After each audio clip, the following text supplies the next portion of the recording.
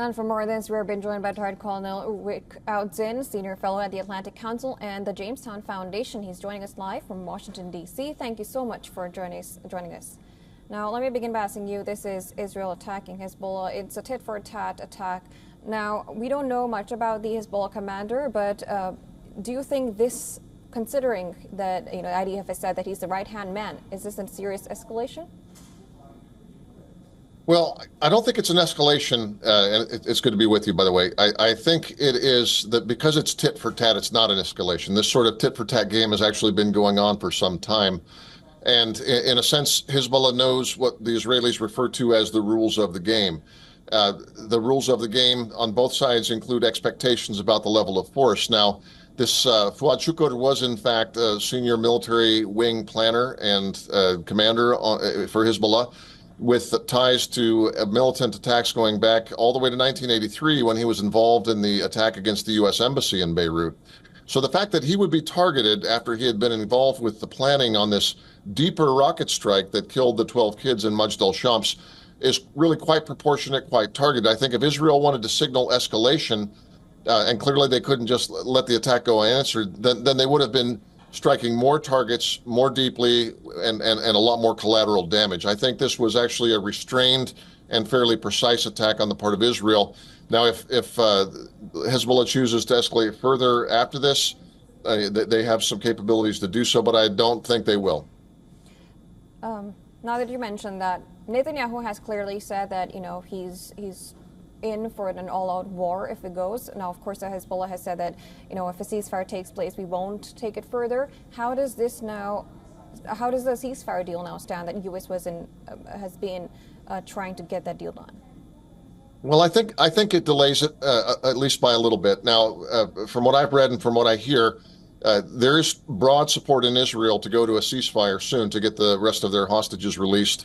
I think that extends even to Likud and the conservative elements within Netanyahu's coalition. But I think that Netanyahu himself is not quite ready to go there. So there's still this issue of his political prospects and whether he's met his war aims. But I think we're getting close to the resolution of that. Certainly the U.S. is pressed for that and thinks that it's time for a ceasefire.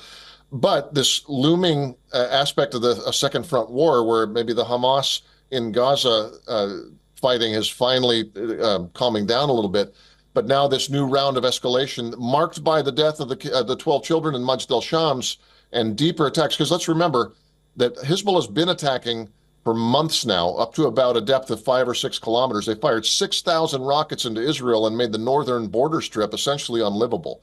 So they've chosen to escalate even further than an endemic level of violence that's been cooking on sort of a simmer since October. So the ball's in their court. Israel certainly could escalate further and go to a deeper war, but the question is not really what Netanyahu wants or what Israel wants. I think it's how deep is Hezbollah willing to play this game.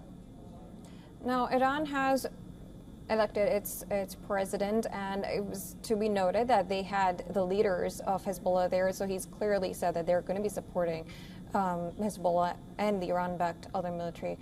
How do you look at how is that going to pan out?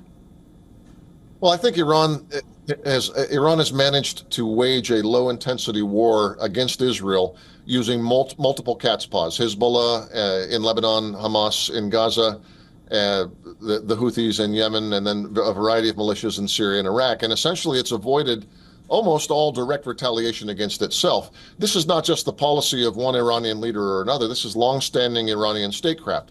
So as a matter of geopolitics and ideology, they are going to continue their war against Israel, especially when they can avoid most direct retaliation. I think that when the U.S. says we don't want a broader conventional conflict, well, that's right. Tehran doesn't either, because they're getting most of what they want through this low level of warfare. I don't expect any real big change with the change at the top of the Iranian government.